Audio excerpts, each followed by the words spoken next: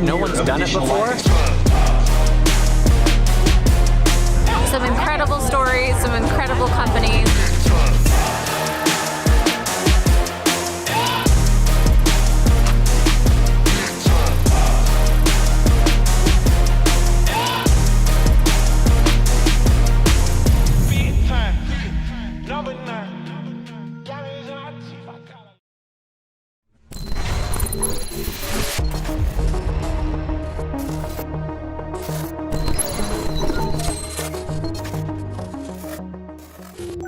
Welcome to Silicon Slopes Live. I'm here with Sean Covey, who is the co-founder and chairman of Bridle Up Hope.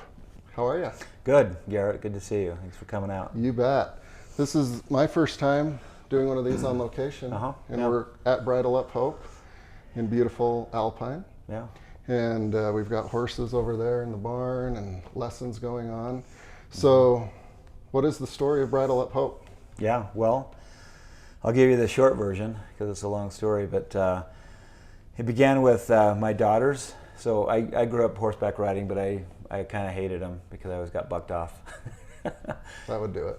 But then I had girls, and so my daughters got into horseback riding, and Rachel in particular, my oldest daughter, loved horses, and so you know, she had a couple of horses, and she started doing big long 50-mile rides and that kind of thing. And she called me one day and said, "Dad, I found my voice. It's doing these horse endurance rides." And about 8 years ago, she struggled through high school, especially with some depression, anxiety.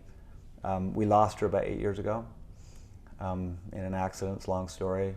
And the week she passed away, we had so many people drop by our house, and some young girls would say to me, "Your daughter changed my life," or "Your daughter saved my life."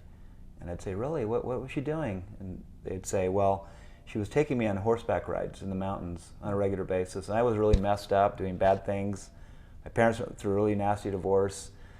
I was suffering, and your daughter just got me out of it." And it was just being in nature and being with horses. And so right then, that idea was born for starting, you know, this foundation of doing what she loved to do. So we decided to name it Bridle Up Hope, and the week after her funeral, we said, okay, we're going to try to help young women who are struggling with anxiety and depression get out of it and make their way through horses. So that's how it began. Okay. And it was really small at first, and then it's a long story on how we got here. Yeah. Got it. Yeah. And so, as mentioned, and you know, obviously people can go to the website and see all the beautiful pictures, and they're welcome to come here and schedule a tour, and lots of very cool things happening here. But it's a nonprofit, but those are also very tough to build, and at some points are very much like startups. So, started out small. How do you go about building up the brand and the facilities as a kind of nonprofit leader? Yeah, sure. Well, it started really small. So we said there's a need around here. We found like 5 girls in our own neighborhood that had some real issues, right? Like one girl wouldn't come out of her room because some struggle she was going through, and so we started putting them through these horseback riding lessons with a one-on-one instructor. And then we thought, well, you know, my dad's the author of the 7 Habits of Highly Effective People, right? It's the most successful self-enhancement, self-management model ever. So we thought, well, why don't we combine that? So I went and got a license from Franklin Covey. That was easy. It's a public company. It's not a family-run business. So I had to get a license, and we combined the habits with the horses, and we combined a service element, and then we found 10 other girls that were struggling. And I was just shocked to see how many young women are really in a bad spot right now. And I think it's a combination of social media and having to look the part, you know, and be impossibly perfect that just makes these girls, puts them in a cauldron, right? Yeah. And so there was so much need, so we expanded, and then found another location, and then we ran into this location, and we started raising money. So much of this has come through, you know, so we thought, okay, the Bridle Hope brand is going to represent the mission of building hope, confidence, and resilience in young women through equestrian training. That was the mission. So we started raising money. We went to a lot of the Utah charities, like the Eccles Foundation, the Larry Miller Family Foundation, Sorensen Foundation. These foundations helped us a lot. Yeah. And then we had to develop a business model because you can't just keep raising money forever. Yeah. And so we found that if we gave the lessons for free, which we did initially, because we never wanted to turn a girl down, Yeah. we found that they weren't as committed to showing up for their 14 lessons and really committing and giving it their all, right? And so we started charging. The girls that could pay for it, could afford it, would pay. And those that couldn't, we'd give them a scholarship. But we'd always have skin in the game. Yeah. So everyone that comes here will pay what they can. And we finance it over an 18-month period. But that has helped a lot. So between fundraising and the girls paying some of it, Yeah. we've been able to get by, right? Yeah. So that's how it works. Okay.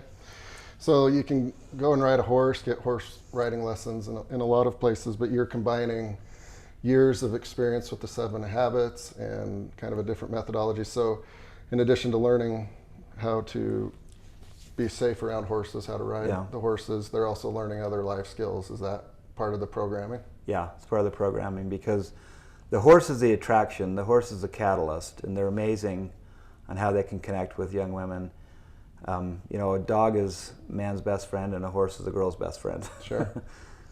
So they're the catalyst, but it's the habits teach resilience, right? And so we combine them in a unique way. So a young woman will come in, maybe someone that's, you know, her mom has persuaded her to come, and she'll come in the first time, she won't be looking up, her hair's in her eyes, and she's just hurting really bad, right? In the first lesson, you might get her to go out and to saddle up the horse. The next lesson, you get her on the horse, and maybe by lesson 3 or 4, she's riding the horse, and then, you know, during the ride at some point, you'll say, "Did you feel that?"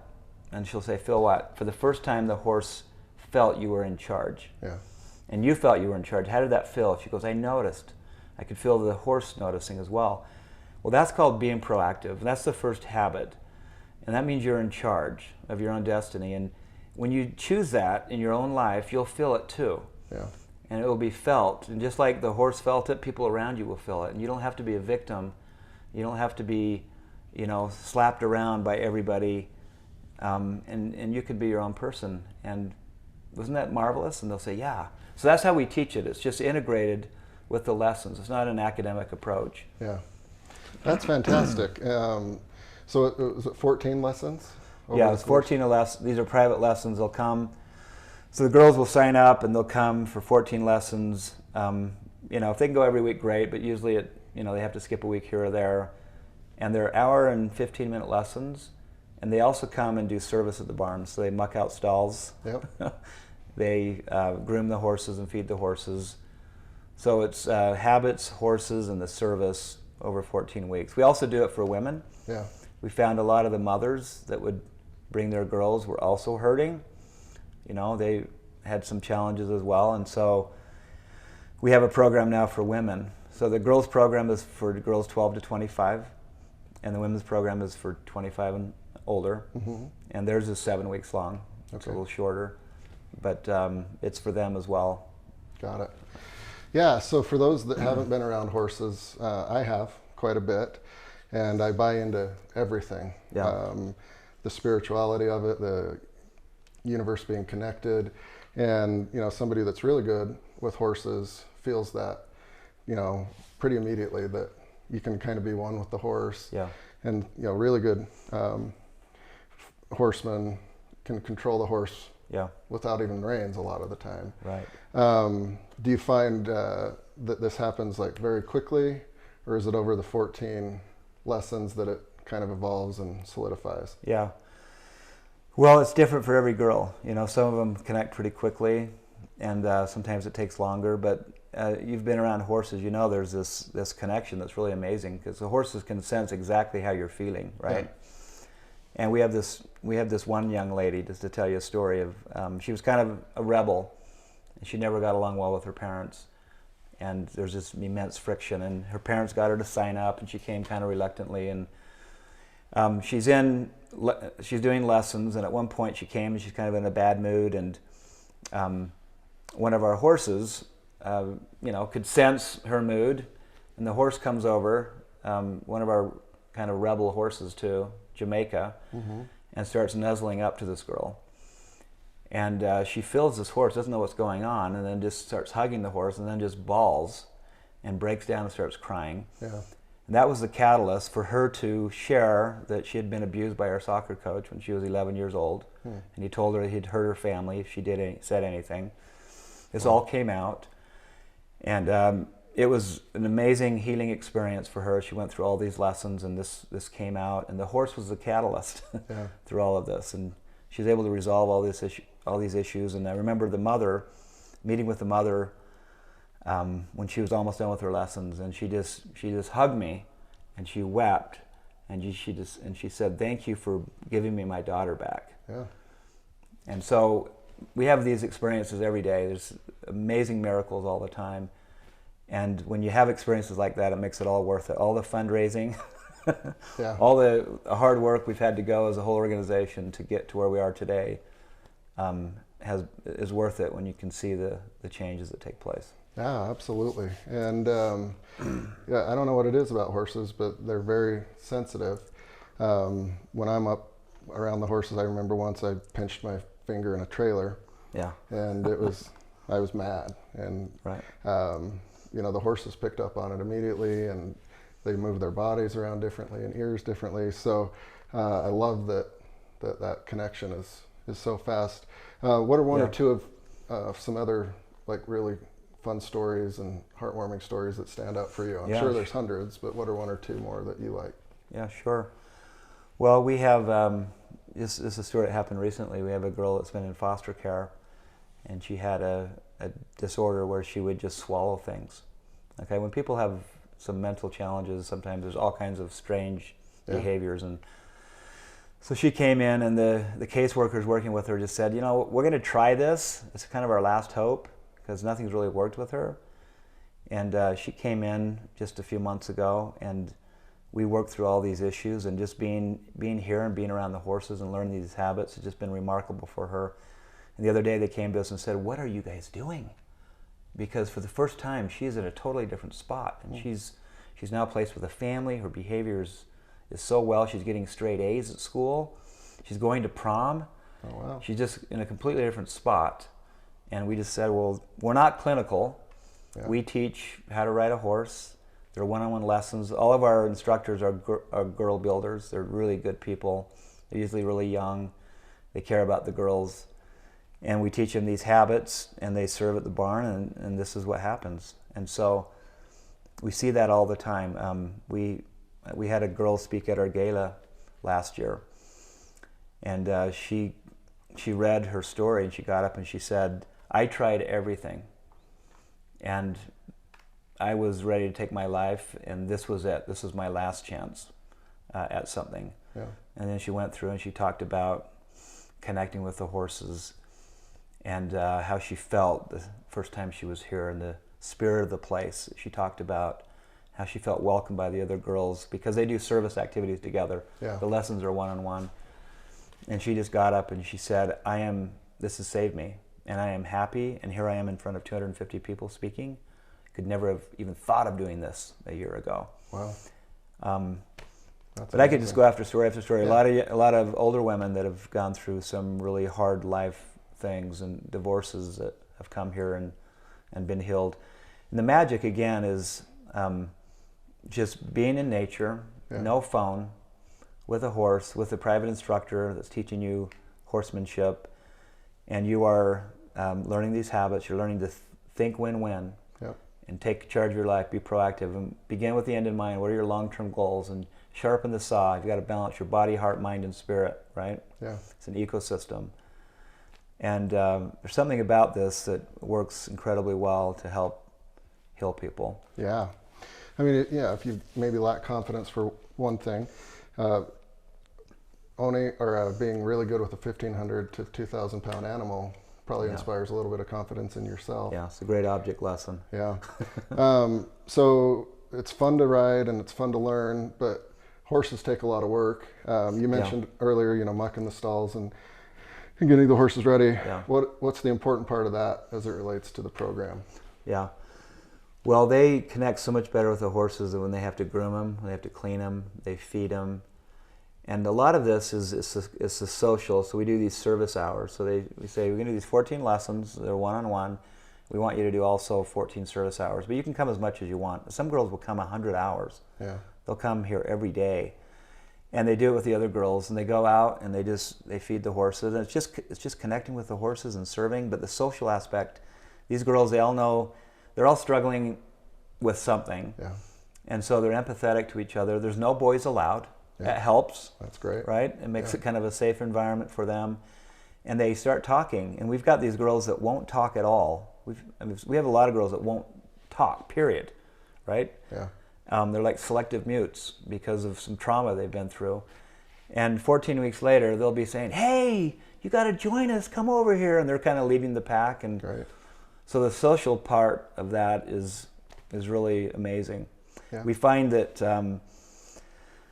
we really try to help girls with anxiety, depression, abuse, and trauma. And it's about 1 out of every 6 or 7 girls. Even in this nice area we live in, Yeah. it's a perfect storm. Yeah. And I read the applications, Garrett, and I just want to cry because, stories about I got bullied, I was in a date rape, I've lost all my confidence, I got cut from the cheer squad and it was my life and I don't want to live. Yeah. Or I just got out of lockdown and I hate my family and every situation you can imagine. And these are good people in a tough storm, and this kind of restores their balance. Yeah. Yeah, it's a dark world out there in a lot of places, but like you guys are moving the needle because you've had hundreds, maybe more, maybe thousands at this point of girls that Over have gone 1,000. through. Yeah. And they're, they probably want to come back and help in the future would be my guess. The alumni network's pretty strong as well. It is, yeah. Yeah, a lot of the girls that are instructors today started off as girls that were in the program. Okay. It's really cool. A 16-year-old girl is now a 20-year-old instructor and has been through it. They can come anytime, so the alumni network is very strong. So we've got girls that will come and do service hours for years. Yeah. And they can earn lessons, right? They come and for every 10 lessons, they can get 10 service hours, they can get a free lesson. Yeah. But that's the big vision is there is a epidemic. We've got COVID. It's winding up, hopefully, at least here. It seems to be ravaging in other parts of the world. But the big epidemic, we think, is mental wellness with young women. And so our vision is, we've got this pink horseshoe right here. Yeah. The pink ribbon, represents breast cancer awareness, and that's been such a beautiful cause, right, to help women across the world. Started with 2 women that suffered from breast cancer in their families, and they decided to run the New York Marathon, right? And they wore a pink ribbon, and then it just spread. So we're thinking, well, if they could start a global movement, why couldn't we? Yeah. And so we're thinking the pink horseshoe over time, we'd like to be a symbol of hope for young women, right? Yeah. Helping them make it through this tough environment they live in. Yeah. And so, one day we hope to turn on the TV and watch the Kentucky Derby and see a 60-foot pink horseshoe, right? Oh, yeah. I'd love to see a pink horseshoe at every rodeo across the country. Yeah. With the word hope. I'd love to see BYU and Utah, Winningham and Sataki playing a football game and having a pink horseshoe on their shoulder pad. Yeah. Having the ESPN announcer talk about it and the cause to help young women. Yeah. So we've done 1,000 girls in this location that have been through this 14-week program, and our success rate's been extraordinary. 97% of parents say it was life-changing for their girls. Wow. And so we got the idea of, hey, well, we got this location going. There's girls in Idaho that are hurting. Yeah.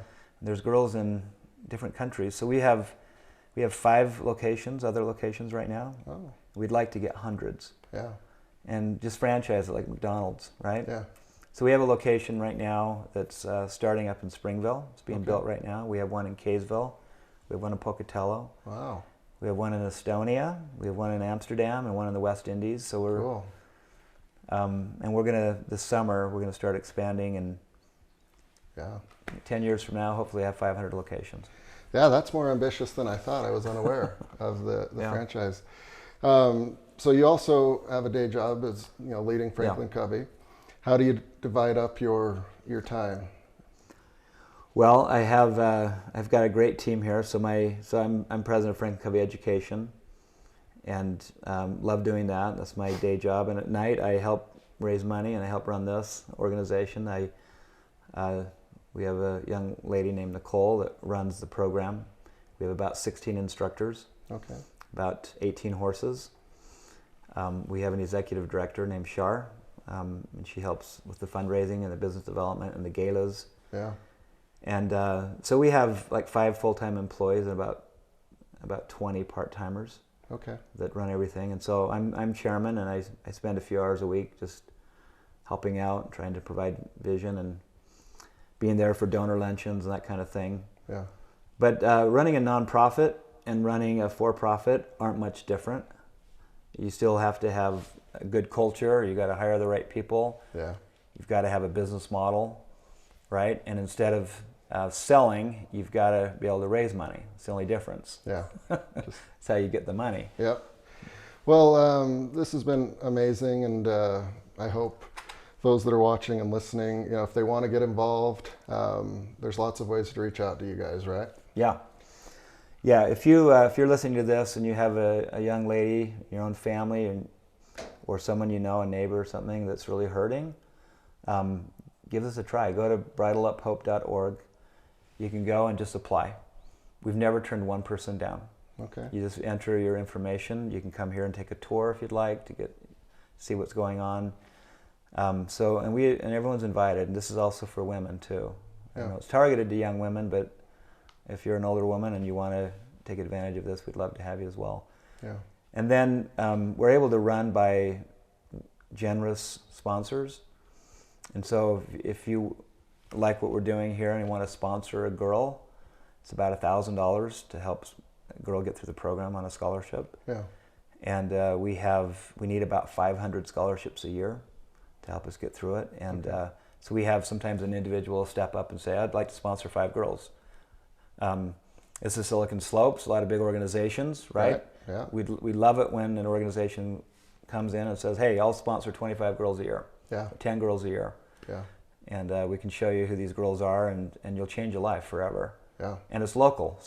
We're drawing from the whole, from Salt Lake all the way down to the Springville area, and everything in between. Yeah. So. Yeah, that's amazing. And for $1,000 or 25,000 or 500,000, you actually get to see your kind of return on investment as somebody's life changing. So a lot better than a golf tournament, I guess. It is, yeah. I mean, it's a real meaningful thing, and there's a real need, and we can't keep up with the applications. Because of COVID, it just exacerbated the problem. Yeah. So in the last 30 days, we have like 100 applications. Wow. Of just people that are just not in the best spot, right? Yeah. And I think we can all relate to sometimes in our lives being in hard situations, and we need to help each other. Yeah. So. And that's the reason for the franchise model. And I assume if people would like to gift land, you'd say yes to that. So all sorts of ways that people can get involved, I would imagine. Yeah, land, donating girls, sponsoring a horse, donating a horse. Yeah. They're not cheap. Yeah, but any help. We are here today. We've got this really big facility. You can see we have 100 acres. 80 of it was donated. Oh yeah. We had to buy some, but we're here today because of the generosity of Utah. Yeah. And we have all these girls going through the program because of the generosity of individuals and companies. And so, any help would be so much appreciated. Just bridleuphope.org. Great. Well, thank you for hosting here, Sean. Appreciate it, and congratulations for building something that's so cool and amazing for people's lives. Thank you, Garrett. Appreciate it.